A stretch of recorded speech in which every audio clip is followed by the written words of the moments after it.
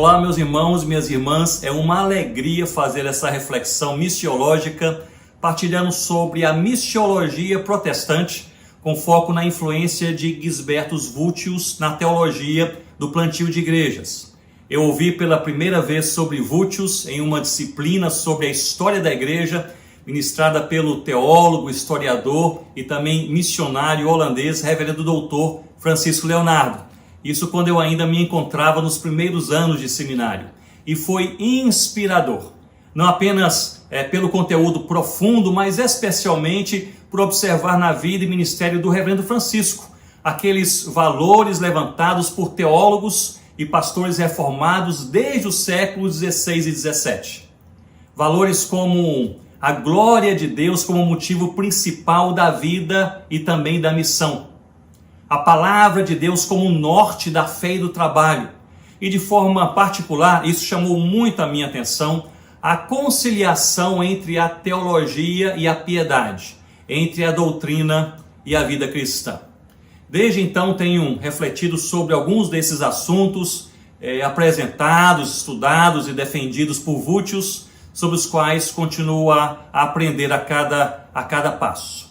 E nessa introdução eu gostaria de destacar 3 desses assuntos principais. O primeiro é a natureza da missão. Tido como o primeiro missiólogo protestante, Vultius fez uma elaboração da natureza e conceito da missão em uma perspectiva teocêntrica e também trinitária, e ao mesmo tempo prática, eclesiástica e missionária.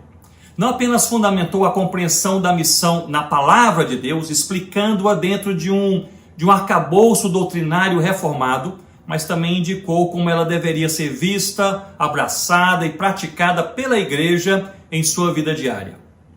Para ele, a Missio Dei Trinitatis, a missão do Deus triuno, aponta para a Trindade. O Pai planejando a redenção e enviando o Filho. O Filho provendo a redenção por meio do seu sacrifício. E o Espírito Santo efetivando o plano de redenção ao regenerar e selar os convertidos.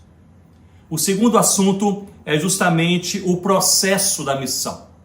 Vultius trata desse assunto em 2 linhas de pensamento. Na primeira, ele aborda a predestinação como doutrina que aponta para a soberania de Deus como motivação para a missão. Ele deixa claro que as escolhas e os decretos de Deus devem levar a igreja à evangelização. E na segunda, ele lança mão de 2 palavras em latim, vocação e envio, vocatio et missio, para defender que a igreja de Cristo ela é chamada e enviada por Deus em um só movimento. Os que são chamados por Deus para a salvação são simultaneamente enviados por Deus para a missão. Isso é fantástico. Assim ele rejeita a dicotomia eclesiástica entre o ser igreja e fazer missão, visto que em sua compreensão trata-se de uma só coisa. E por fim, a prática da missão. Ele trata sobre temas como a proclamação do evangelho, a conversão dos perdidos e o plantio de igrejas locais, de forma bíblica e igualmente aplicável. Alguns de seus métodos, é certo, fazem mais sentido em sua época, e há também estratégias influenciadas pelo movimento de colonização durante a expansão holandesa. Mas destaca-se aqui seu apelo apologético em direção aos ateus, católicos, judeus e também islâmicos, dentre vários outros grupos. E isso com a clara expectativa do evangelho ser proclamado de forma fiel em toda parte e entre todos os povos. Nessa perspectiva, o plantio de igrejas locais seria a forma mais eficaz de assegurar que o evangelho se enraizasse em novas terras por várias gerações. Nossa reflexão missiológica, ela será dividida em 4 partes, cada uma com cerca de 30 minutos.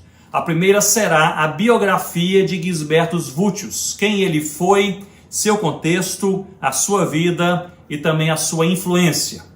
A segunda, a sua missiologia, no que ele cria, o que ele defendeu e também o que ele praticou. A terceira, nessa terceira parte, apresentarei a teologia de plantio de igrejas de Vultius, alguns pontos centrais sobre os quais nós precisamos também refletir.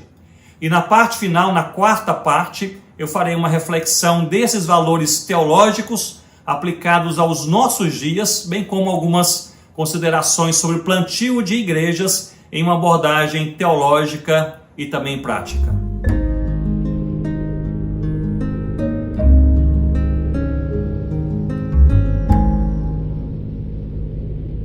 Nessa primeira parte trataremos do assunto quem foi Gisbertus Vultius, o seu contexto, a sua vida e também a sua influência.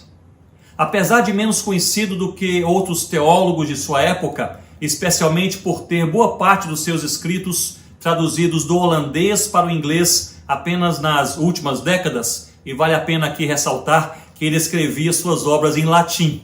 Gisbertus Vultius foi usado por Deus para dar uma impressionante contribuição para a teologia, bem como para a missiologia protestante. Ele é visto por muitos como sendo o primeiro missiólogo protestante, e sua conjugação da teologia com a piedade e também da doutrina com a missão talvez tenha sido o seu grande legado, sobre o qual iremos refletir ao longo desse tempo.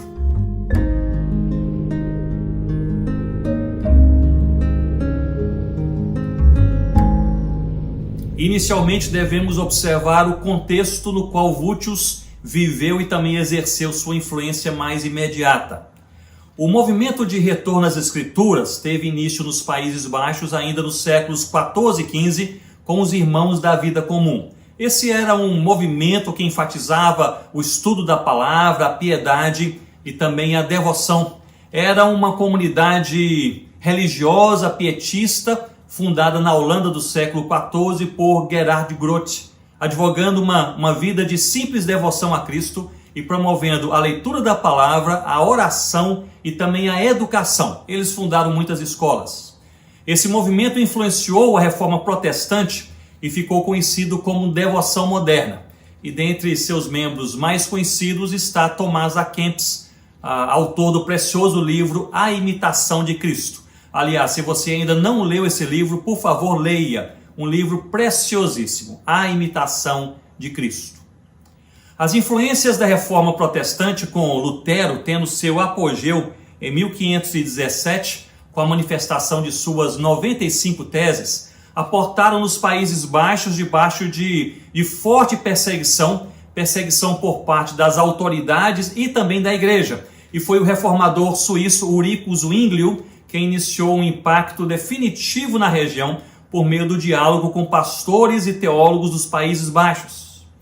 Na década de 1550, os Países Baixos já contavam com uma forte influência de João Calvino.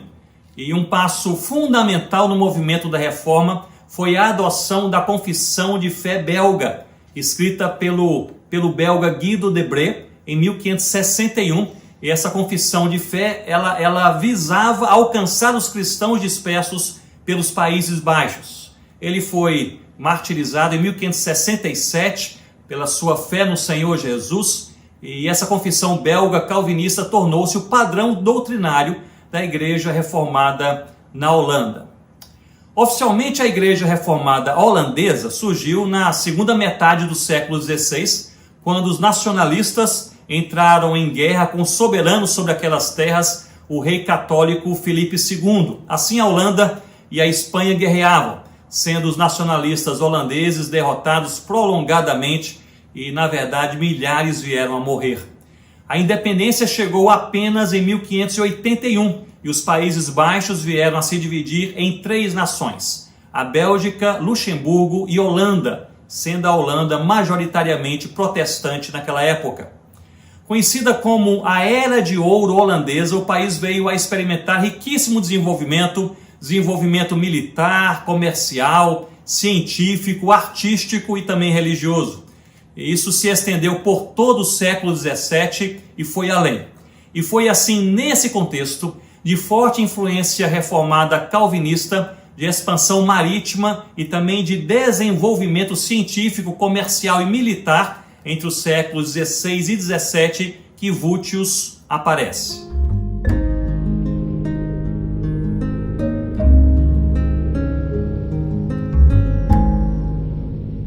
Passemos, portanto, à sua vida.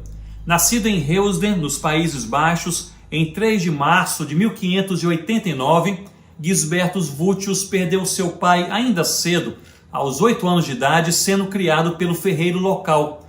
Seu avô já havia morrido na Espanha pela defesa do Evangelho, e assim, desde cedo, Gisbertus Vultius foi introduzido à busca pela verdade do Evangelho na Palavra de Deus, e isso em meio a muitas controvérsias e também muitas perseguições.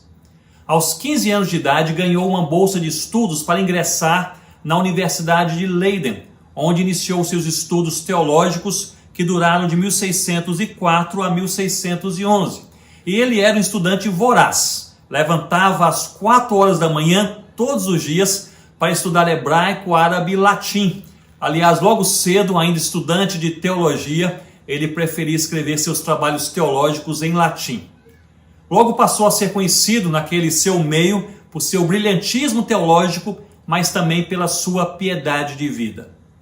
Leiden era um recanto de estudos clássicos da época, e ali Vultius foi exposto ao conflito entre 2 professores, Jacó Armínio e Franciscus Gomarus, vindo a se tornar logo depois um seguidor de Gomarus. Em 1636 recebeu seu doutorado em teologia pela Universidade de Groningen, sendo Gomarus o seu orientador. É interessante observar que ele nutria uma admiração pessoal profunda pelo professor Gomarus e depois escreveria que seria seu grato discípulo pelo resto da vida.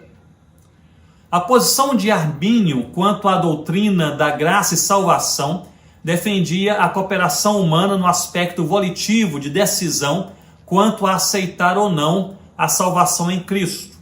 E em 1610, um grupo de 41 pregadores se posicionaram a favor da doutrina de Armínio, morto no ano anterior, contestando as posições de João Calvino.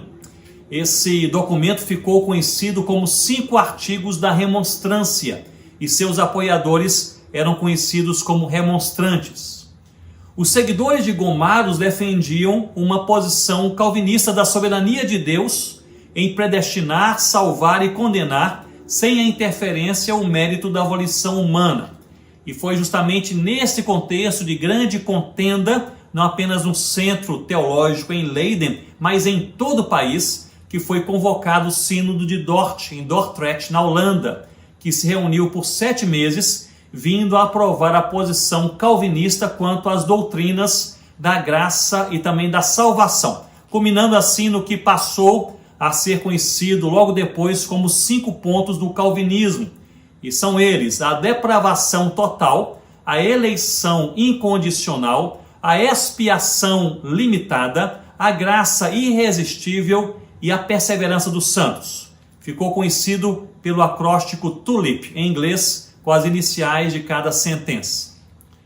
Ainda durante seus estudos teológicos, Vultius viu-se impactado pelo livro A Imitação de Cristo, de Tomás A. Kempis, sobre o qual nós já mencionamos anteriormente. Não apenas ele, mas diversos pastores e teólogos foram impactados por esse livro naquela geração, um livro impactante até os nossos dias.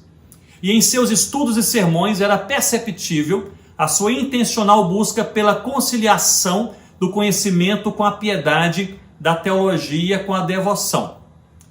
Vultius foi ordenado como pastor no dia 25 de setembro de 1611 em Vlimen, aos 22 anos de idade, onde pastoreou ali por 6 anos, de 1611 a 1617. E logo depois ele pastoreou na cidade de Heusden por 17 anos, entre 1617 e 1634. Em 1612, ele casou-se com Deliana Van Dist e tiveram 10 filhos. Durante seu pastoreio, ele pregava 8 vezes por semana e era um evangelista especializado na apologia bíblica com católicos romanos. Tornou-se logo cedo um brilhante escritor, produzindo diversos tratados e folhetos apologéticos usados não apenas em sua cidade, mas em diversas regiões da Holanda, além de escrever também vários livros sobre os quais nós veremos um pouco mais à frente. Foi provavelmente durante seu pastoreio em Heusden que o coração de Vultius aflorou ainda mais pelas missões. E com frequência ele pregava sobre a igreja como vocatio et missio, chamada e enviada por Cristo. Como era uma época de expansão marítima, ele chegou a persuadir diversas empresas marítimas a levarem missionários em seus navios para terras distantes. Em 1634, tornou-se professor da Universidade de Utrecht, vindo depois a ser chamada de Academia Voetiana. Logo em sua palestra inaugural como professor da recém-fundada universidade, Vultius propõe a piedade como fundamento para o serviço a Deus em duas esferas, a honra de Deus e a salvação humana. E essa palestra teve como título A Conciliação do Conhecimento com a Piedade. Essa era a sua ênfase. Viria a ser professor dessa universidade por 42 anos, de 1634 a 1676, ensinando teologia sistemática, ética, línguas orientais, eclesiologia, filosofia e tudo com uma ênfase na missão. Vultius foi provavelmente o primeiro teólogo protestante a propor o estudo da missão no meio acadêmico, que ele chamava de teologia prática ou teologia praticada. Para ele, a teologia era, por natureza, científica e prática.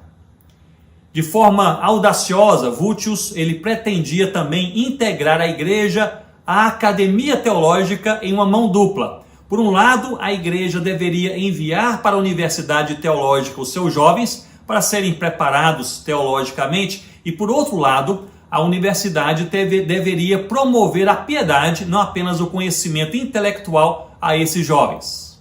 E é interessante notar que, apesar de ser um professor devotado à universidade, seus alunos, suas pesquisas e tantos escritos, durante 36 dos 42 anos de ensino, Vultius dividia o seu tempo e atenção com pastoreio, com pregações frequentes e também com cuidado com os órfãos da cidade, aos quais ele ensinava frequentemente a palavra de Deus. Na Universidade Teológica, Vultius desenvolveu uma forma escolástica de ensino da teologia reformada. Ele promovia debates teológicos sobre assuntos do momento e ele escalava os estudantes para a defesa e também a contra-argumentação. Ele próprio registrou mais de 350 debates em 5 volumes, abordando toda sorte de temas políticos, bíblicos, éticos e dezenas de assuntos que ele julgava relevante e atual. Suas publicações foram em grande número: artigos, tratados, apologia, sermões, teologia e muito mais, e provocaram forte impacto. Eu faço apenas alguns destaques e há 3 publicações de maior relevância para essa reflexão específica missiológica com foco no plantio de igrejas. A primeira publicação é a Política Eclesiástica. É um trabalho grande, dividido em 3 volumes que foram escritos entre 1663 e 1676. Nessa obra, ele apresenta suas convicções teológicas e particularmente eclesiológicas no que passou a ser conhecido como a Segunda Reforma Holandesa. Esse movimento ocorreu paralelamente ao desenvolvimento histórico e espiritual do puritanismo inglês nos séculos 17 e 18, e nesse ambiente foi cunhada a expressão Igreja Reformada sempre reformando. A proposta não era alterar os fundamentos teológicos da reforma protestante, ao contrário, era aplicá-los à vida da igreja e da sociedade, à vida diária do povo de Deus.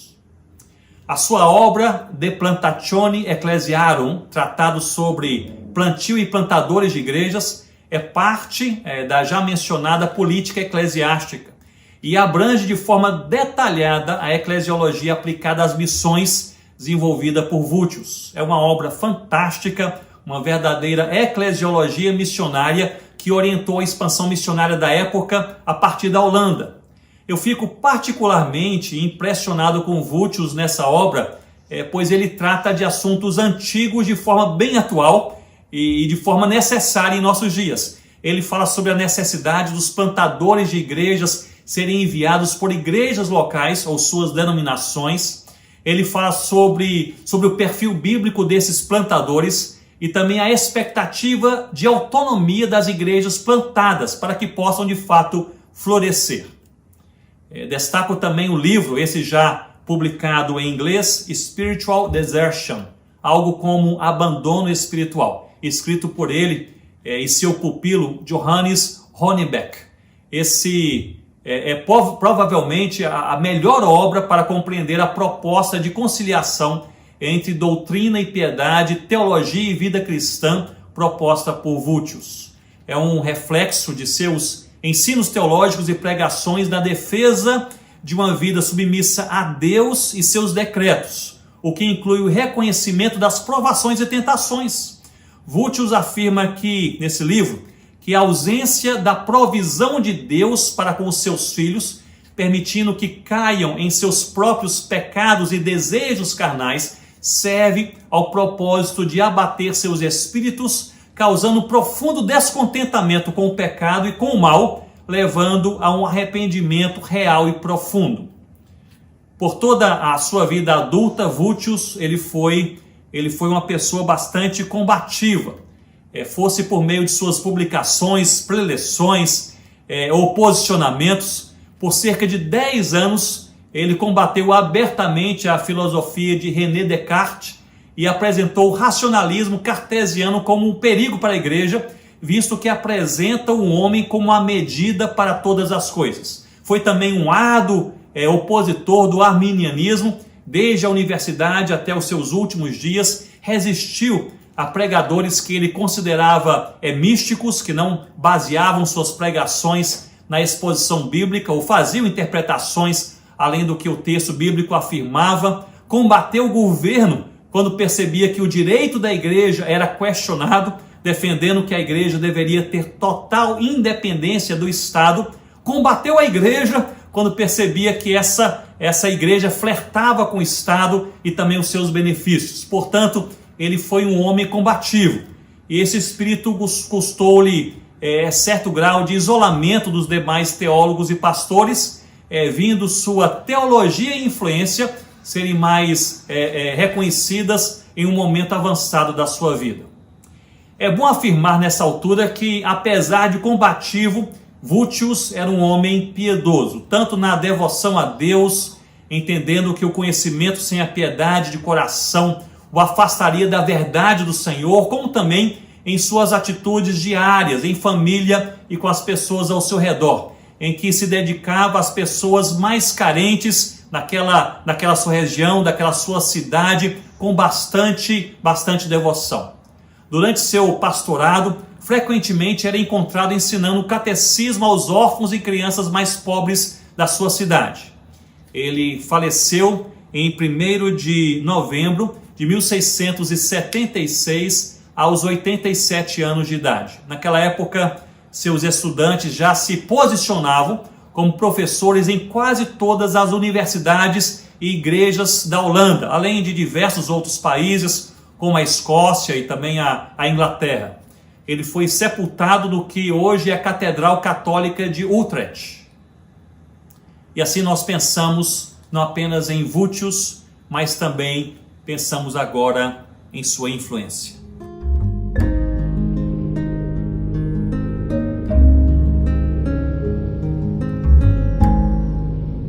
Quanto à sua influência, podemos afirmar que ela ultrapassou o seu período de vida e se expandiu também após a sua morte.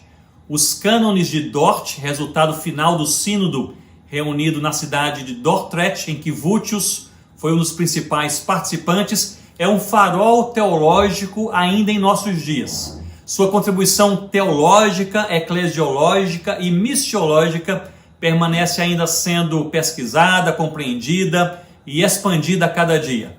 E sua sincera busca por uma doutrina conjugada à vida piedosa foi possivelmente um dos seus maiores legados.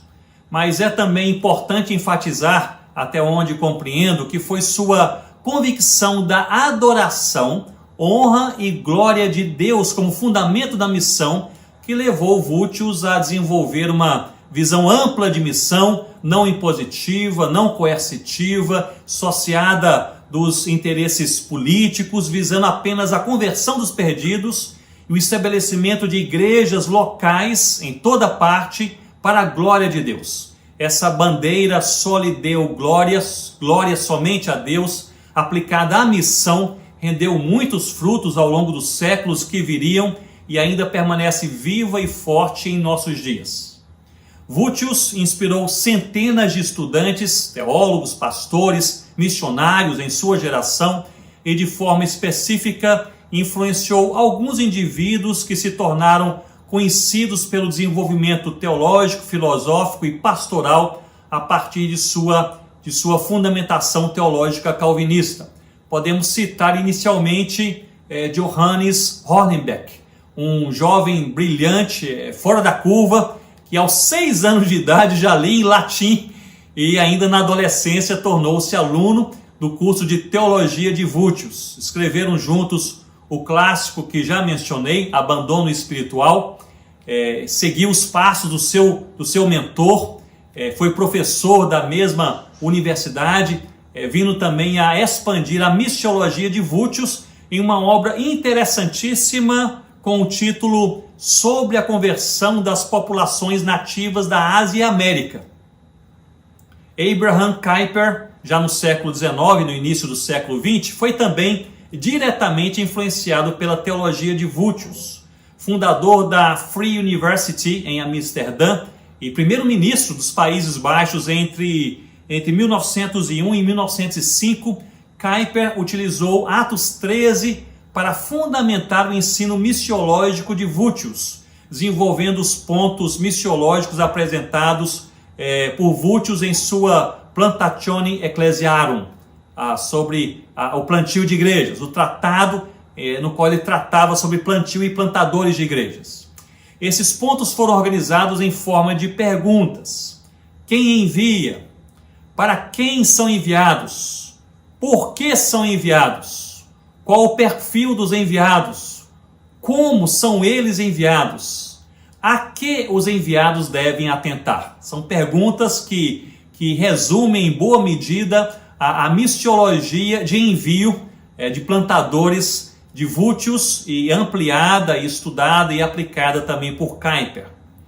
Kuyper compactuava com a proposta teológica de Vultius de conjugação da doutrina com a piedade, expandindo e aplicando esse conceito a toda a sociedade e nação.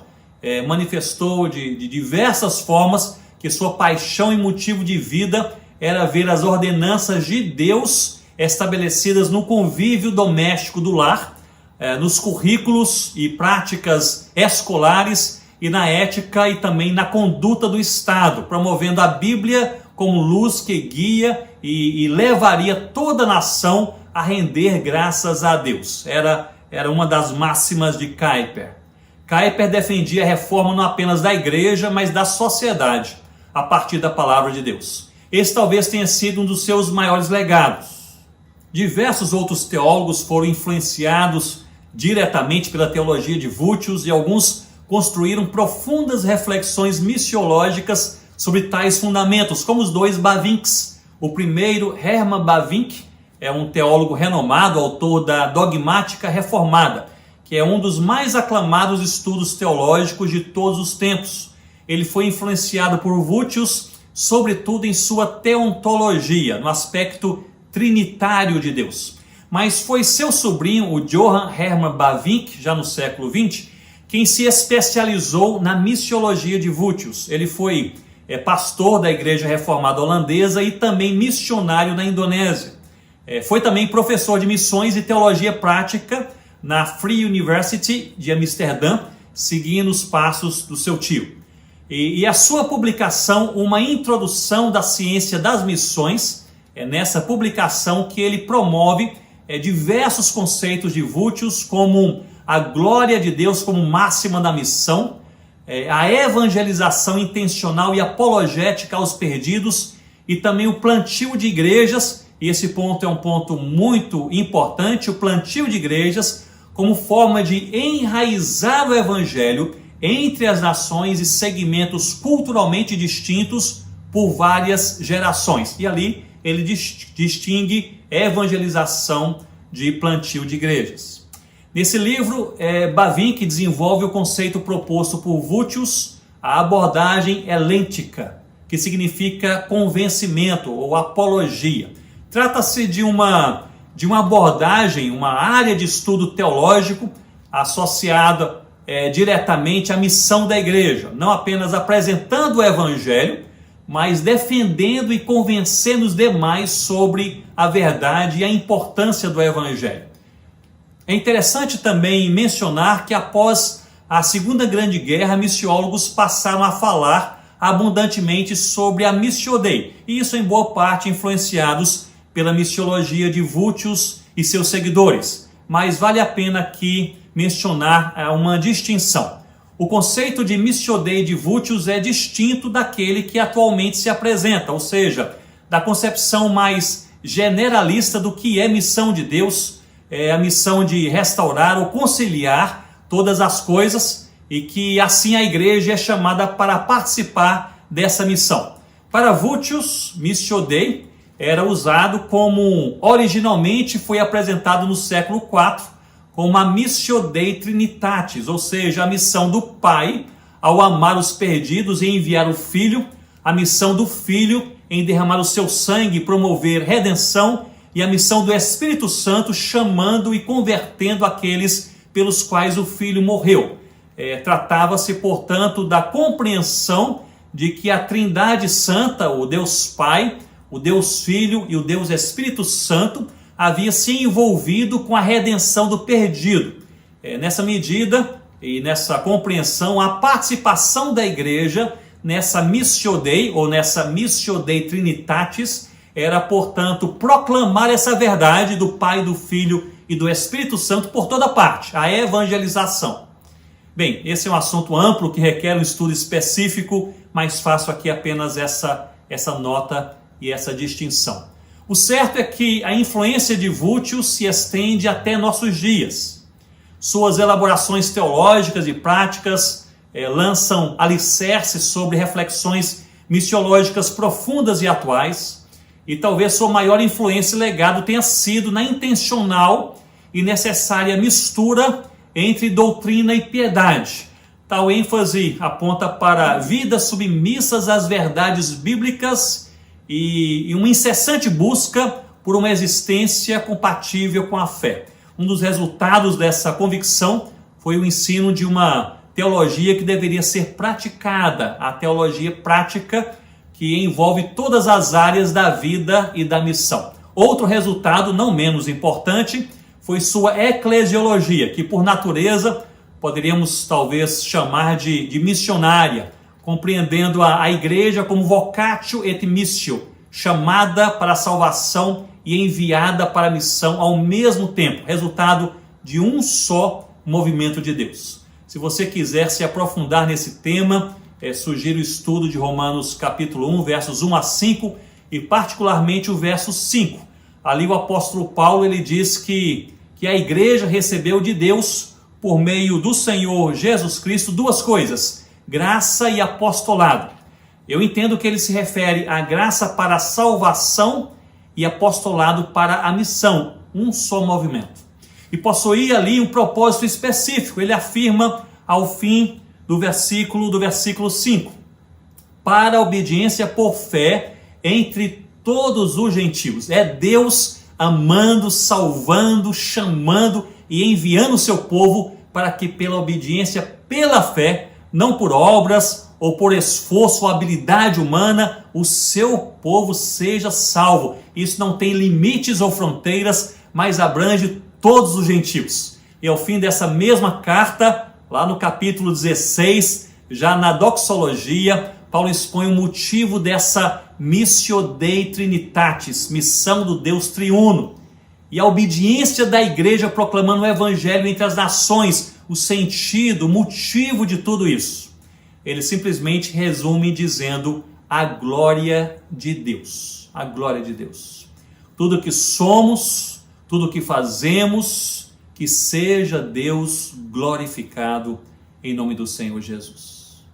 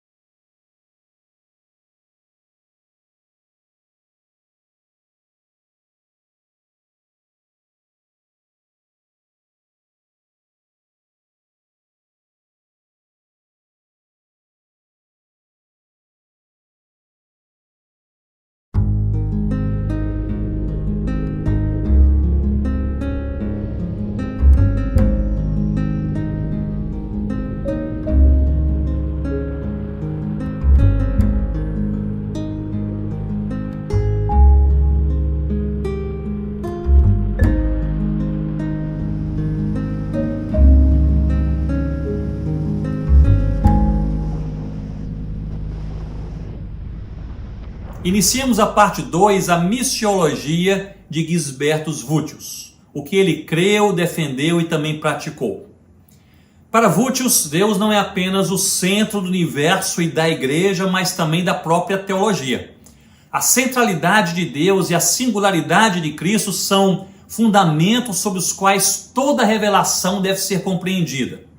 A redenção, o grande plano de Deus para a salvação daqueles a quem Ele chama, deve ser observada a partir do próprio Deus, seus decretos e desejos, e não a partir do homem, seus anseios e sua cultura.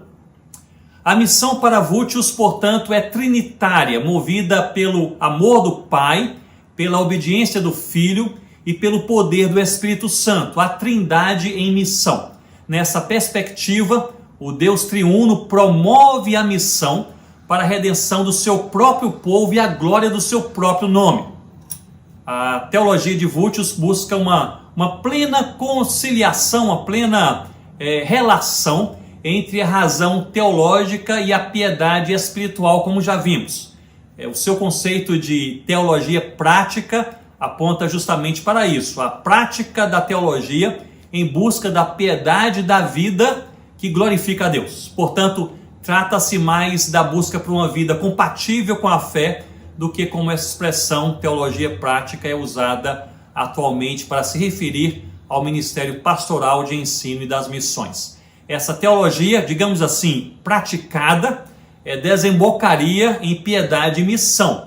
E essa última envolveria o ensino da palavra, a proclamação do evangelho e o testemunho de vida. Vultius entendeu que toda teologia deve estar enraizada na fé, entendendo que a fé se baseia em três coisas: no conhecimento intelectual da verdade, na concordância de coração com a verdade e completa crença, convicção nessa verdade. Ele enfatizava que a teologia sem fé estaria morta e que a fé sem teologia se perderia. Para ele, a fé é tanto racional quanto emocional, envolvendo tanto a razão quanto as emoções e sempre desembocando em plena convicção. A ação de Deus, por meio da sua palavra, gerando fé, plena convicção. E a fé, sendo a crença no invisível, devia tornar-se visível por meio da manifestação de vidas transformadas, o que ele chama de piedade. Assim, a igreja deveria ser reformada não apenas em sua doutrina, mas também em sua piedade, em sua vida diária. E esse é um ponto importante sobre o qual precisamos refletir em nossos dias. As danosas consequências da doutrina sem piedade ou, por outro lado, da piedade sem doutrina.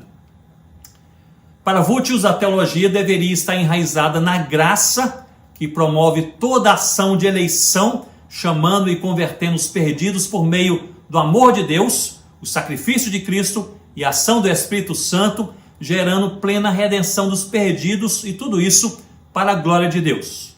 E um ponto importante, para ele o evangelho deve ser compreendido como uma mensagem de salvação. Essa mensagem é apresentada por Deus e proclamada pela igreja, tendo como centro a nova aliança no Novo Testamento. Tendo como pano de fundo a teologia do pacto, o evangelho envolve todas as verdades do Antigo e Novo Testamento, submetendo tanto a lei no Antigo Testamento quanto o evangelho no Novo Testamento ao pacto da graça. Portanto, esse pensamento de Vultius quanto a centralidade de Deus e da sua palavra e a teologia da graça na missão, impulsionando a igreja a crer, impulsionando essa igreja que crê a ser transformada e agora crendo e transformada, proclamando este evangelho da graça de Deus entre todos os povos da terra.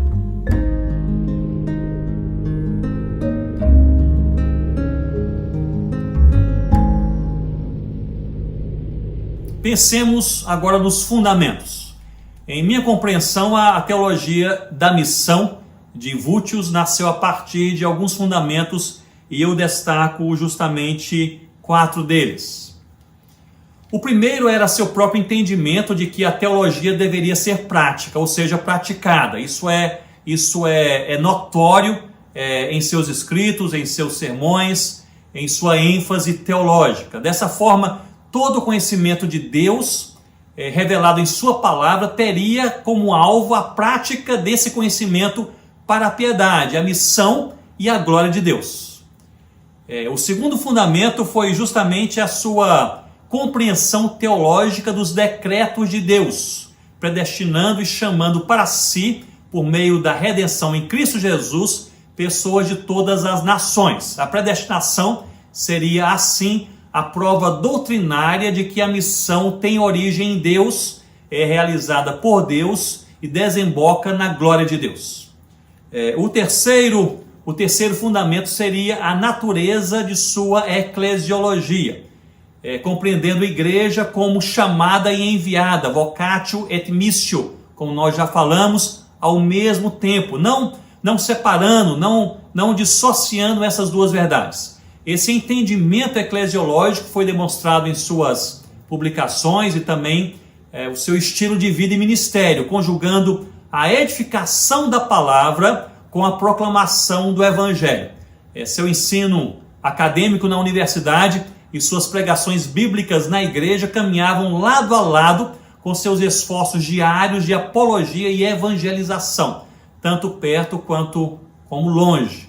Ele escreveu, por exemplo, um tratado sobre como partilhar a fé no Senhor Jesus aos morradianos, ou seja, aos islâmicos, e também como partilhar a fé no Senhor Jesus aos judeus.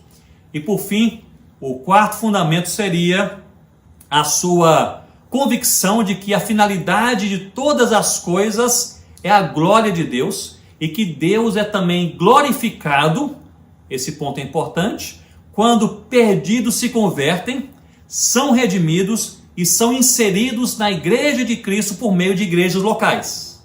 Esse último fundamento foi o estopim para o seu interesse em ligar a eclesiologia, em uma perspectiva prática, ao plantio e fortalecimento espiritual de igrejas locais.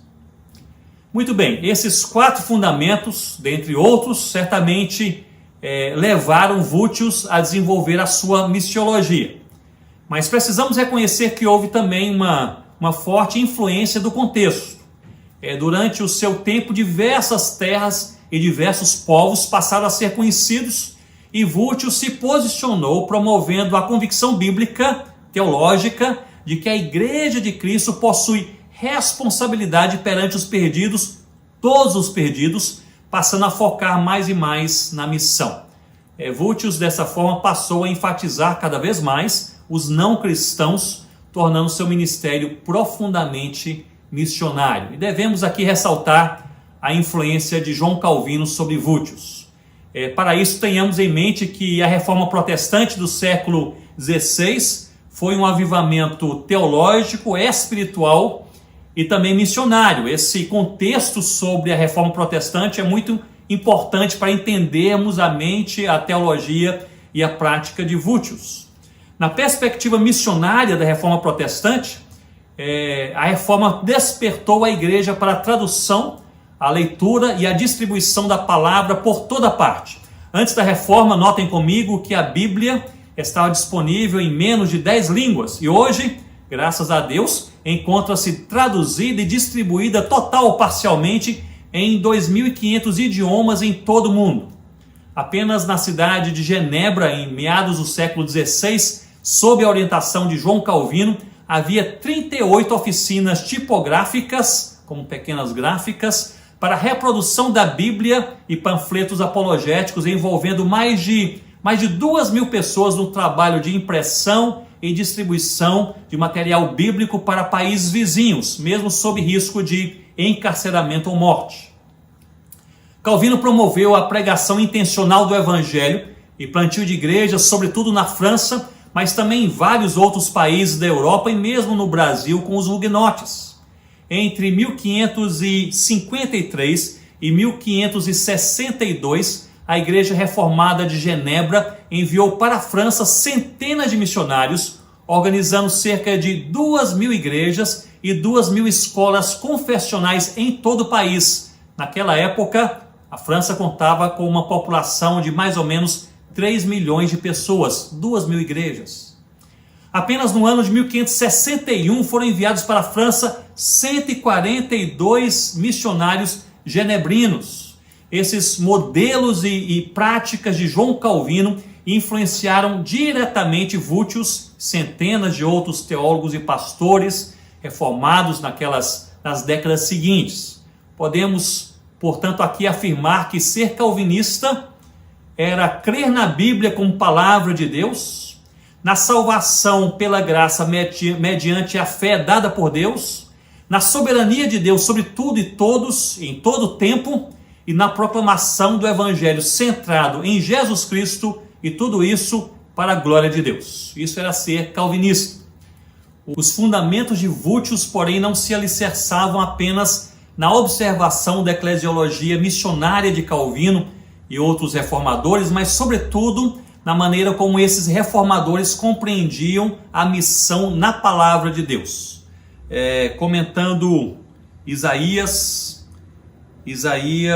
capítulo 12, versículo 5, Calvino diz que é nossa obrigação proclamar a bondade de Deus para todas as nações. E ele segue dizendo: a obra não pode ser escondida em um canto, mas proclamada em todos os lugares. E comentando Mateus capítulo 28, o verso 19, compreendendo que a comissão dada aos apóstolos se estendia a toda a igreja e a todo o tempo, Calvino afirma o seguinte: embora Deus seja capaz de realizar a obra secreta de seu Santo Espírito sem quaisquer meios ou assistência, ele também ordenou a pregação externa para ser usada como um meio.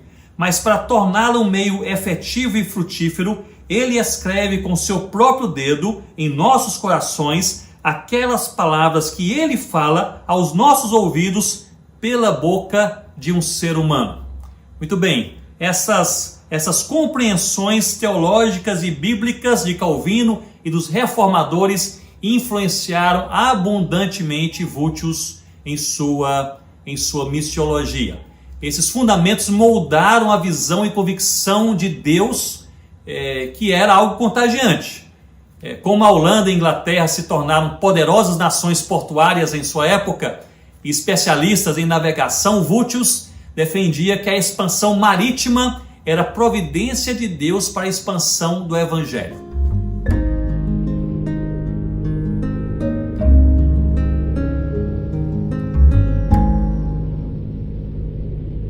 Pensemos agora no Sínodo de Dort. Vultius participou do Sínodo Nacional de Dort, reunido entre novembro de 1618 e maio de 1619, portanto 7 meses, em Dordrecht, na Holanda. Esse sínodo foi convocado para resolver uma controvérsia teológica fundamental entre a compreensão arminiana e calvinista sobre a salvação, produzindo também um dos maiores tratados teológicos pós-reforma, os Cânones de Dort. E foi também um aberto palco para reflexões sobre a missão. E é esse ponto que eu gostaria de enfatizar. Vultius, ainda jovem pastor, foi convocado para a defesa da posição calvinista, ensinada por seu professor e mentor Gomarus, mas as reflexões teológicas alcançaram finalidades bem mais amplas. Nessa altura, Vultius, ainda que jovem, já possuía convicções teológicas bem seguras. Algumas delas claramente influenciaram o Sínodo de Dort em aspectos missiológicos, e eu citarei as que eu julgo aqui principais. Primeiramente, a convicção de que a iniciativa da salvação é de Deus. Assim, é Deus quem ama, predestina, chama e converte. Sua secreta vontade, que seria a predestinação, bem como a sua declarada vontade na Bíblia, Antigo e Novo Testamento, mostram que a missão é de Deus. Esse é um ponto. Em segundo lugar, Deus manifestou em sua palavra o desejo de ser adorado entre todos os povos da terra, e assim ele chama e envia a sua igreja para a proclamação do Evangelho da Graça. Essa igreja, resultado de sua vontade secreta e revelada, é chamada para o envio, ou enviada ao ser chamada, visto que seu chamamento, como já vimos, seu chamamento e envio ocorrem em um só movimento. Em terceiro lugar, a proclamação ampliada e intencional do Evangelho da Graça por toda parte é manifestação de fé e obediência a Deus e, sobretudo, glorifica o nome do Senhor Jesus. Ou seja, Deus é honrado e glorificado à medida que a sua própria vontade, pelo seu poder, debaixo de sua determinação, é realizada. E parte dessa vontade revelada é a redenção de todo aquele que crê entre todos os povos. Em quarto lugar, não cabe ao Estado a evangelização dos povos, mas sim à igreja, que deve fazê-lo por meio do envio de seus missionários. A igreja deve ser independente do Estado, pois possui uma missão sobre a qual pode prestar contas apenas a Deus. Assim, é privilégio e responsabilidade da igreja cumprir a missão, não do Estado. Em quinto lugar, missionários devem ser enviados não apenas para a proclamação do evangelho, a evangelização, mas para o plantio e fortalecimento de igrejas locais por toda parte, visto que são essas igrejas que glorificam a Deus por meio da adoração ao Senhor Jesus entre todas as nações. E por fim, as igrejas plantadas devem estar vinculadas teológica e espiritualmente às igrejas enviadoras em duas medidas, doutrina e comunhão, mas independentes na vida diária, seu governo e suas finanças. Portanto, são esses os pontos principais de compreensão missiológica de Vultius que, no meu entendimento, influenciaram o sínodo de Dort. Nesse sínodo, a participação de Vultius, mesmo que ainda um jovem pastor, foi fundamental. Muito além de defender suas posições teológicas, e especialmente a posição teológica calvinista, ele participou de reflexões e decisões relativas à missão em diversos níveis. Aparentemente, foi o primeiro encontro oficial de uma igreja reformada a tratar sobre o assunto da missão. O principal tema teológico do sínodo, como nós já mencionamos, era a compreensão do sacrifício substitutivo de Cristo. Para Armínio, esse sacrifício era suficiente para todos e eficiente para alguns, os que criam em Jesus Cristo. E o processo de salvação contava com a volição humana, que teria liberdade para decidir aceitar ou não tal salvação. Para os defensores de Gomarus, com sua posição calvinista, Deus soberano escolheu os seus e assim o sacrifício de Cristo é direcionado apenas para a salvação desses. A escolha é de Deus, portanto não é do homem.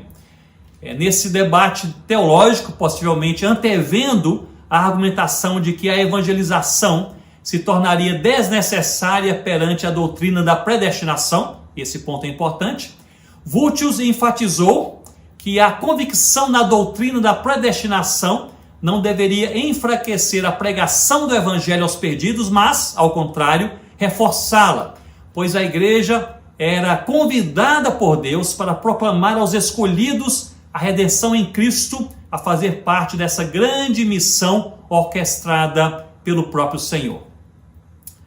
Vultius recebeu a incumbência de se posicionar teologicamente sobre diversos assuntos controversos, a maioria vindo de campos missionários, onde igrejas eram plantadas, fosse pelo envio de ministros, fosse pela chegada de cristãos reformados para habitar nessas novas terras. Foi nessa esteira que ele passou a desenvolver os fundamentos mais profundos de sua missiologia.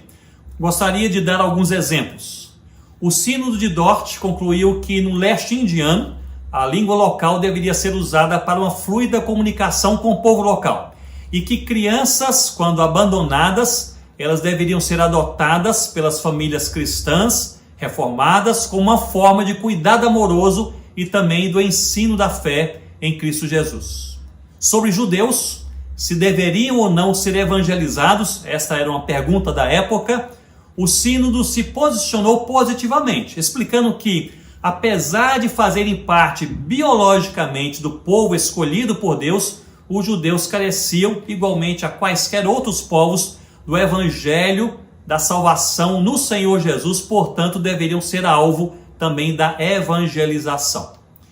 Delegados da Inglaterra, da Alemanha e também da Suíça levantaram o assunto do batismo infantil, que era uma prática reformada da época, ainda é, e aqui esse assunto ele dizia respeito aos filhos adotados por cristãos reformados, provindos de famílias não cristãs em outros países. Era uma questão interessante. Sendo os pais biológicos não cristãos, poderiam essas crianças ser batizadas ao serem adotadas por pais cristãos? Era a pergunta. A respeito desse assunto, o sínodo mostrou-se positivo quanto ao batismo e enfatizou a necessidade do ensino da palavra e também da pública profissão de fé. Como se vê, esse sínodo debruçou-se sobre respostas teológicas para as demandas de uma igreja que se expandia, incluindo diversas demandas missionárias. Em consequência, o sínodo resultou em uma forte ênfase na visão da missão da igreja reformada na Europa.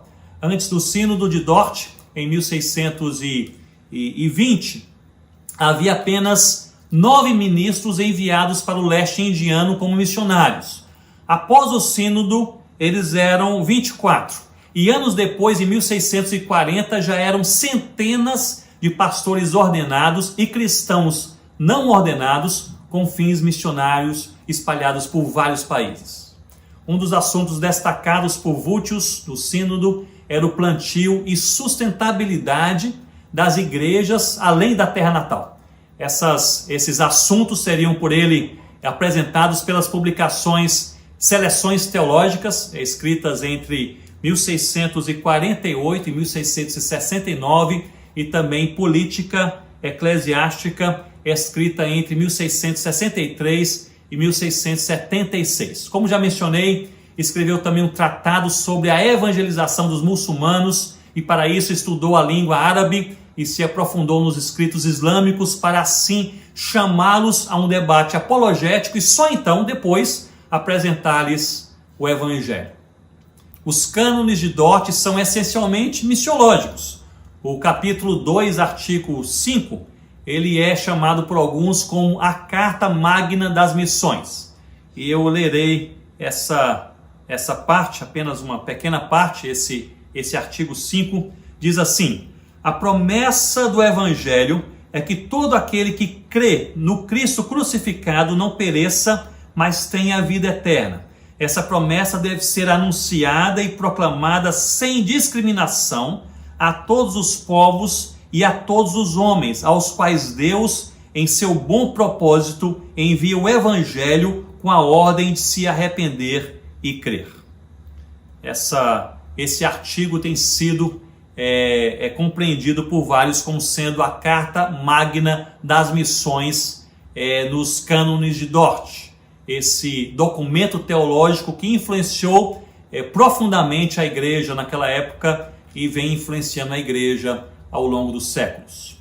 Portanto, como expresso nesses cânones, Deus ele é o autor da missão e como autor ele equipa e envia o seu povo para proclamar o evangelho e iniciar novas igrejas. A missão inicia em Deus e seus planos, tem como conteúdo o evangelho, sua revelação e proclamação, e tem como alvo a glória do próprio Deus demonstrada em seu governo sobre tudo e sobre todos.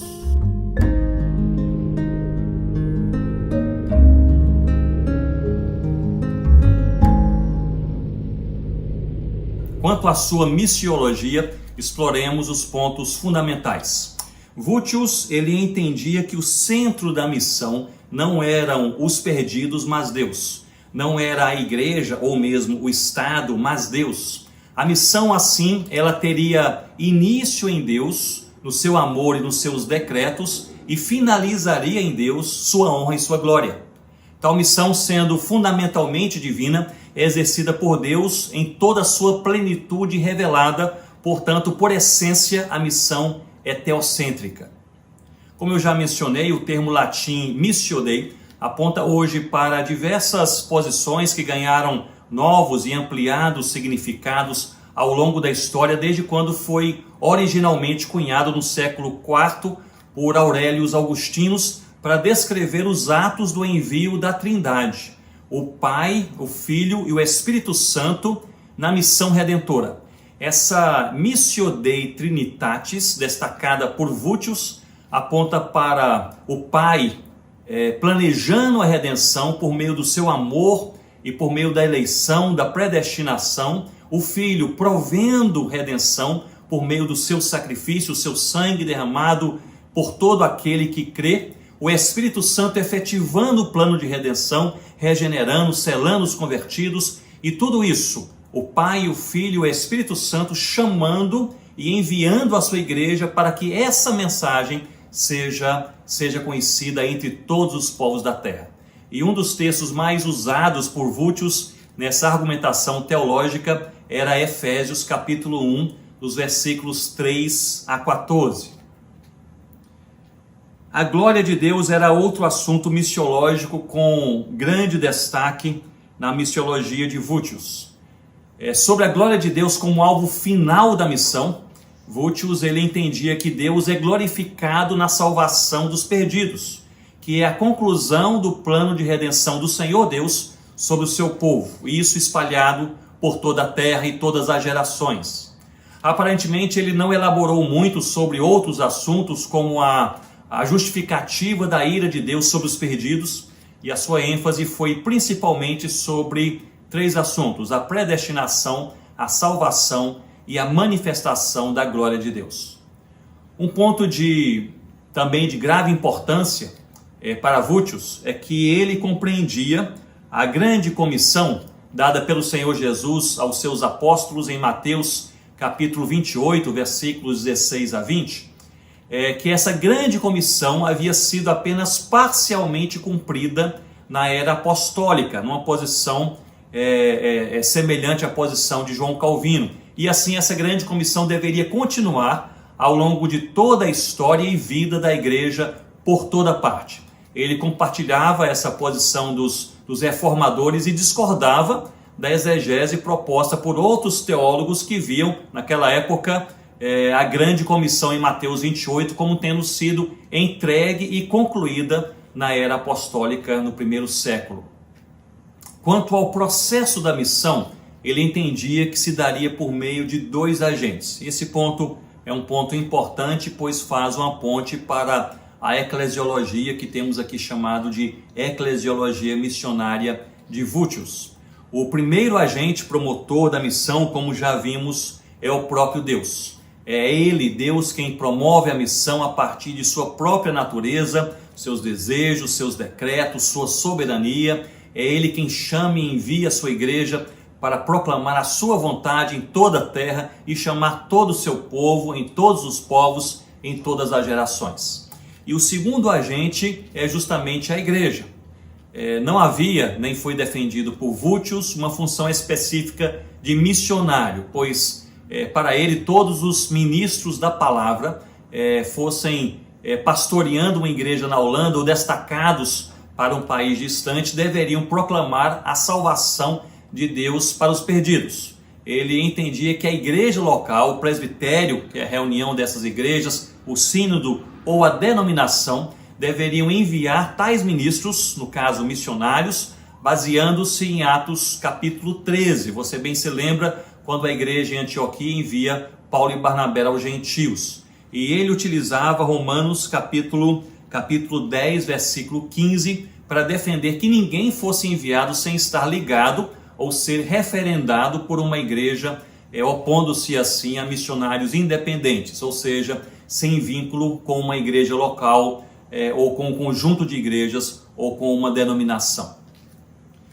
Vultius, ele utilizou esse ponto também importante para compreendermos de forma mais geral a sua missiologia. Ele utilizou diversos termos para se referir à missão, para se referir e conceituar a missão. Quase todos esses termos eram termos em latim. Uma dessas expressões utilizadas por Vultius era vocatio gentium, que significa chamado aos gentios, destacando essa parte essencial do chamado da Igreja de Cristo como chamada para os perdidos, chamada para os gentios.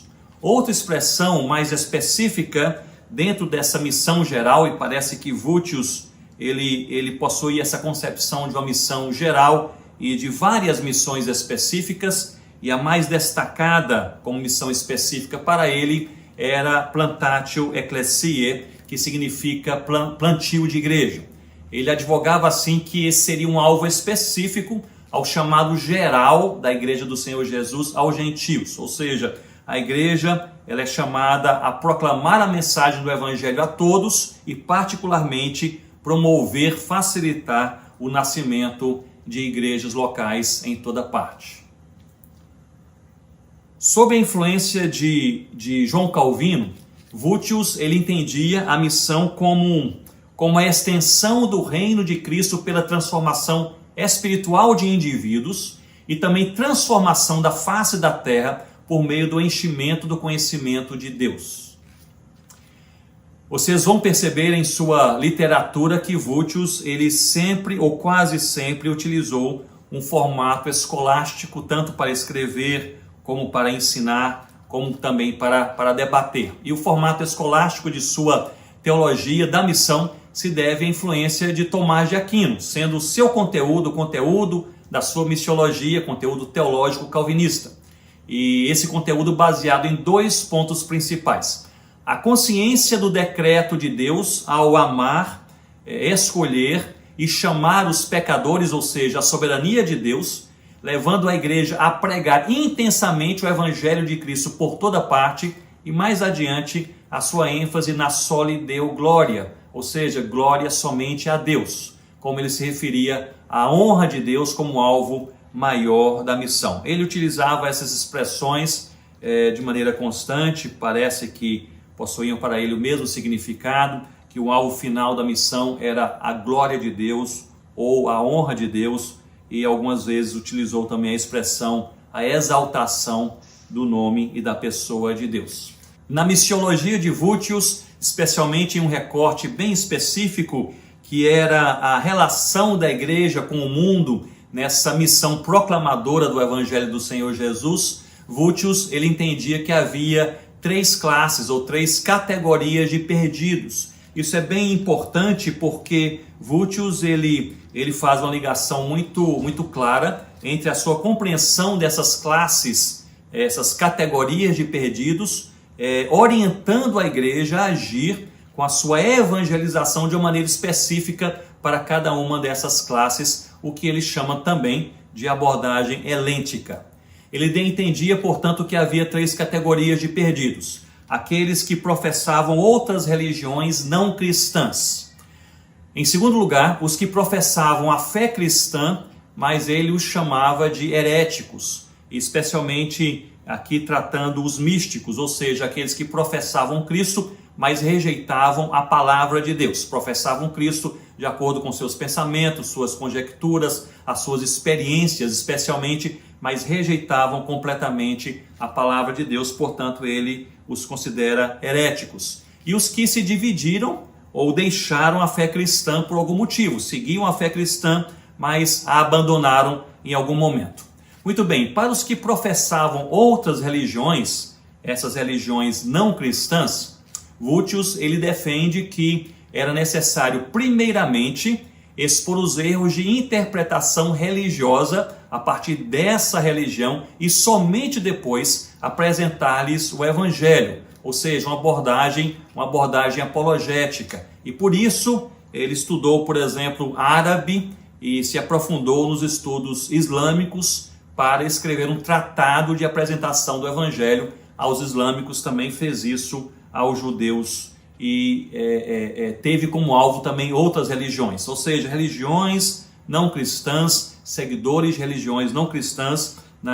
No entendimento de Vultius, a abordagem aconteceria em 2 partes. Em um primeiro momento, observar e estudar aquela religião e conversar com aquele religioso sobre a sua própria religião, apontando os erros de interpretação, como essa religião ela não direciona o homem a Deus, ela não faz a ligação entre o homem e Deus.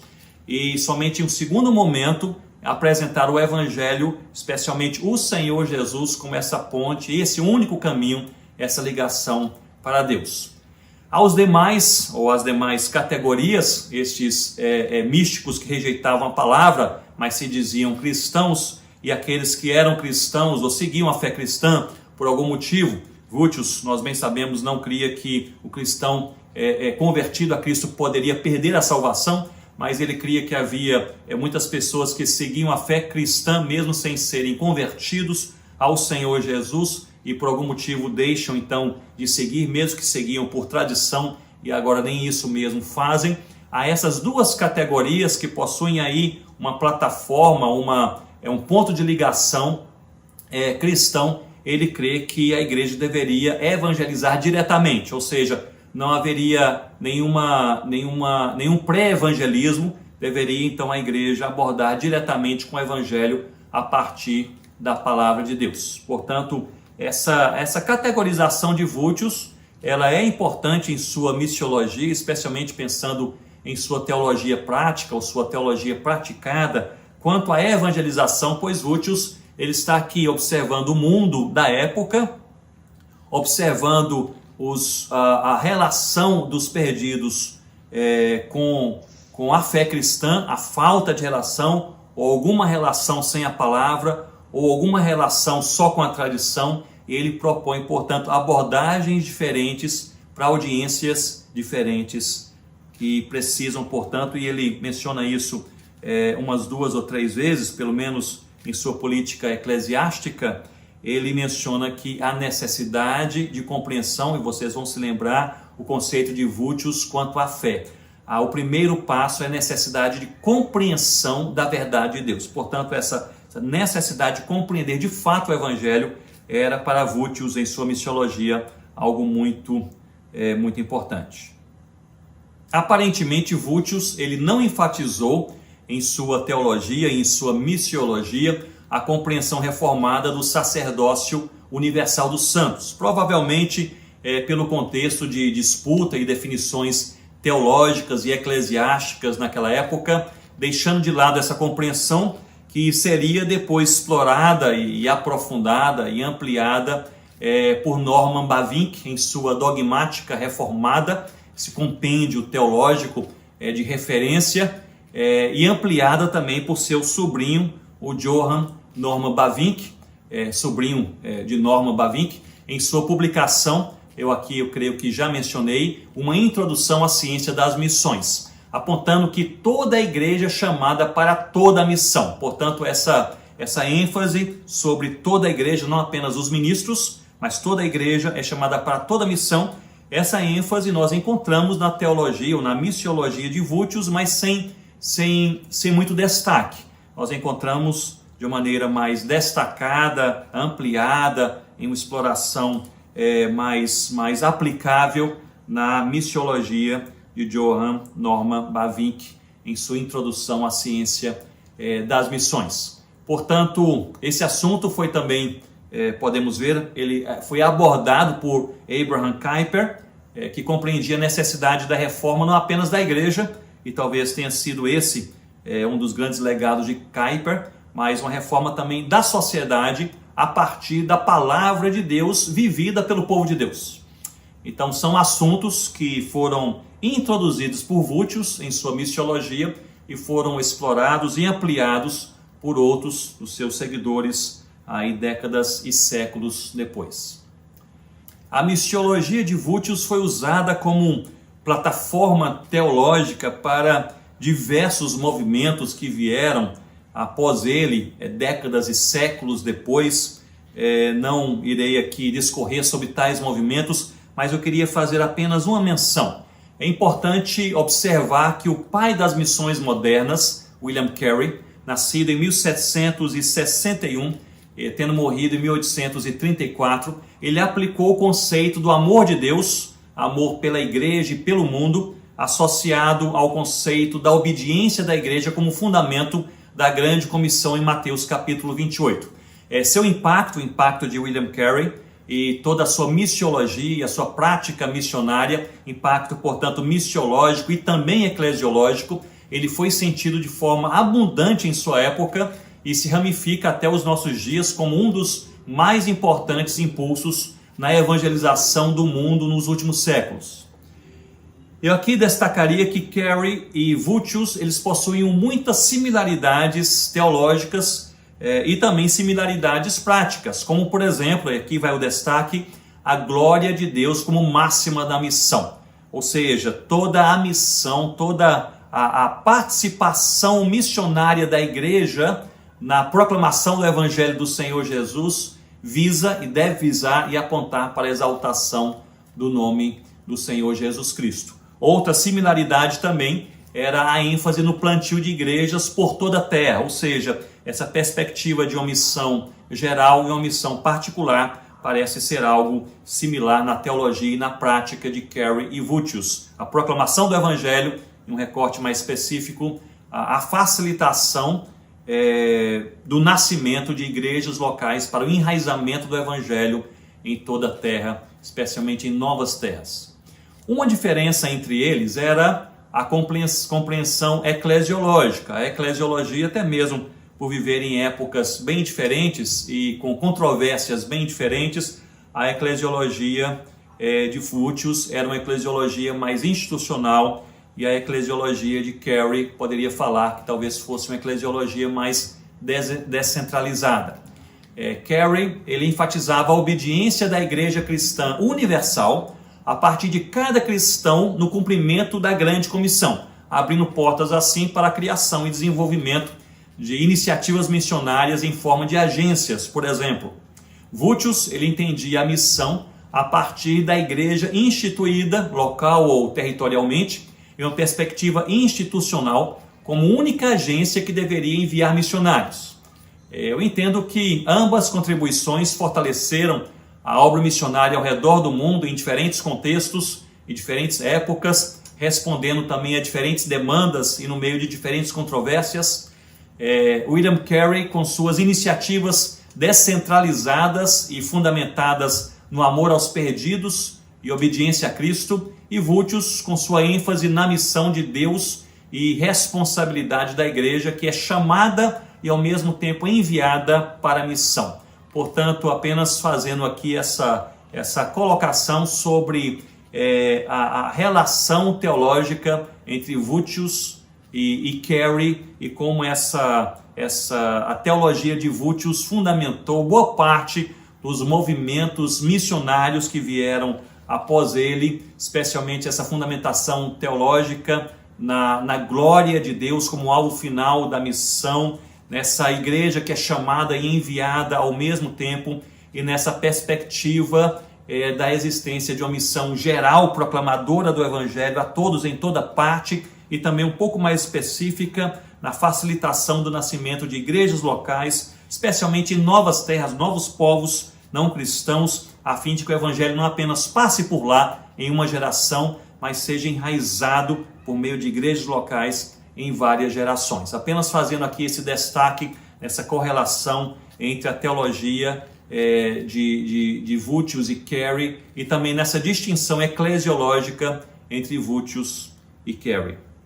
O fundamento doutrinário para a missão era para Vultius, como já mencionamos, o desejo de Deus. E ele faz aqui uma diferença entre o desejo secreto e revelado de Deus. Mas é esse desejo de Deus secreto e revelado que forma, portanto, essa fundamentação doutrinária para a missão. A missão acontece porque Deus assim deseja.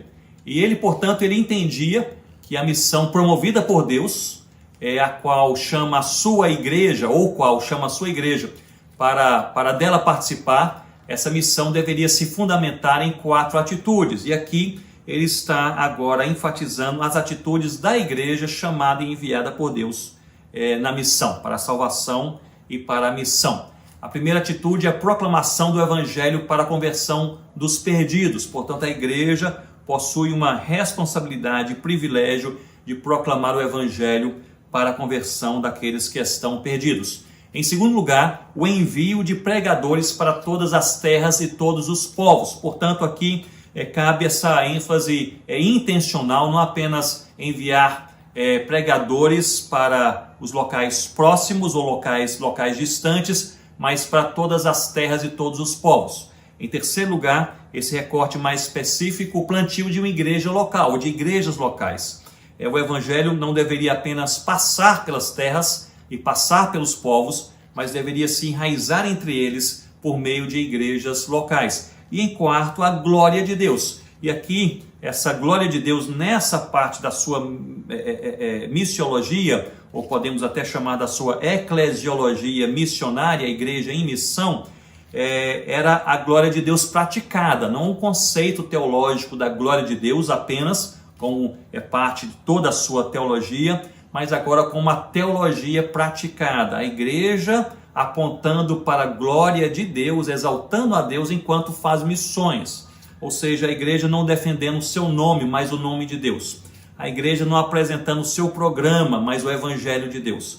A igreja não exaltando os seus líderes, mas exaltando o Senhor Jesus. Portanto, a glória de Deus praticada nas missões. Há um capítulo em sua obra política eclesiástica, o título é A Missão da Igreja, portanto algo bem específico. E ali Vultius ele expõe que a prática eclesiástica deve assistir ao trabalho missionário. E devemos aqui abrir uma questão, e uma questão importante. A missão da igreja, para Vultius, seria apenas a proclamação do evangelho ou incluiria também o envolvimento social com aqueles que estão sendo injustiçados, aqueles que estão empobrecidos, aqueles que estão angustiados, aqueles que estão isolados, excluídos? Seria apenas a proclamação do evangelho ou envolveria também essa ação com a sociedade, ou essa ação social com os mais carentes e necessitados? É uma pergunta importante. E parece-me que Vultius ele observava esses assuntos de uma maneira quase distinta. O envolvimento social, sobretudo com os carentes e injustiçados, seria movido pela piedade da igreja, a sua prática eclesiástica, a piedade da igreja. Assim, para Vultius, uma igreja piedosa era uma igreja sensível para com a própria fraqueza da igreja, como também para a fraqueza de outros, e sobre todos rogava a graça de Deus, lutando para minimizar o sofrimento dos aflitos, necessitados e também injustiçados. Por exemplo, Vultius ele possuía não apenas como parte do seu ensino, mas também da sua prática pastoral, o envolvimento com os órfãos e as crianças mais carentes da sua cidade, das redondezas, e também ele influenciava e ensinava os ministros enviados para terras distantes a fazerem a mesma coisa. Aliás, a adoção de crianças abandonadas e a colaboração com crianças carentes era uma das suas ênfases nessa eclesiologia missionária. Ele inclusive chegou a afirmar que o missionário deveria ter conhecimento de filosofia, educação e saúde para atender as demandas dos necessitados.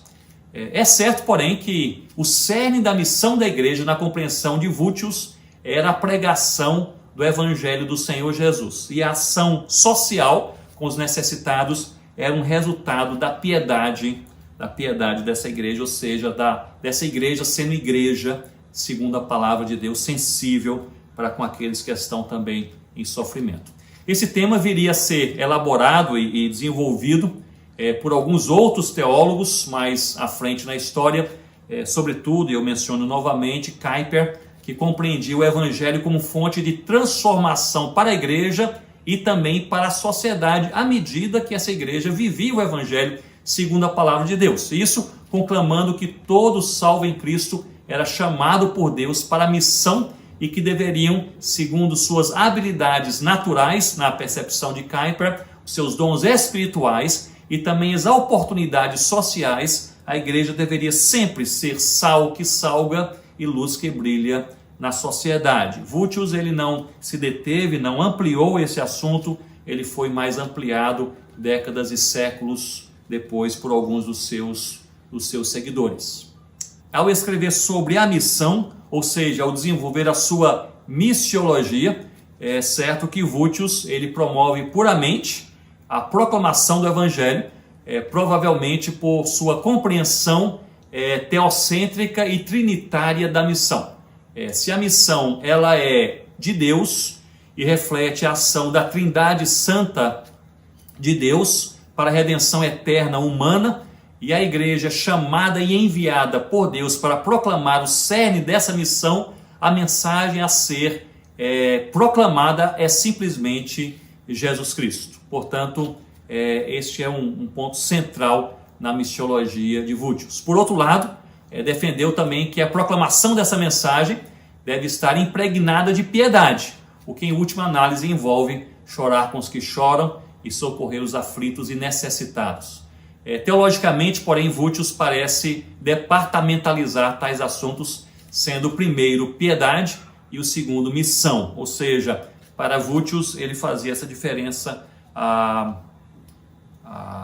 proclamação do Evangelho era a missão da igreja como parte da missão de Deus, a missão da Trindade Santa de Deus, e esse envolvimento com os aflitos era um resultado da piedade dessa igreja, uma igreja sensível, uma igreja transformada, uma igreja avivada pela palavra de Deus. Eu finalizo essa parte com uma observação. Nós somos chamados por Deus para uma vida integralmente tomada pela convicção da palavra, fidelidade de vida e também cumprimento da missão, como sabemos. A nossa luta não é contra sangue e carne, portanto é importante lembrarmos que o inimigo das nossas almas não prioriza retirar nossos bens ou atacar nossa saúde, ou simplesmente retirar de nossas vidas motivos de felicidade temporária. O assunto é muito mais sério. Ele tenta com todas as forças nos impedir de crer e valorizar a palavra de Deus, de buscarmos com sinceridade de alma um coração verdadeiramente quebrantado. E por fim, de usarmos as nossas vidas, os nossos dons e oportunidades para cumprir a missão. Portanto, mais do que preocupações globais, que são também muito importantes, nós precisamos cuidar e guardar o nosso coração. Palavra, piedade e missão. Guardar o nosso coração na presença de Deus, para uma vida com Deus, para a glória de Deus a cada dia.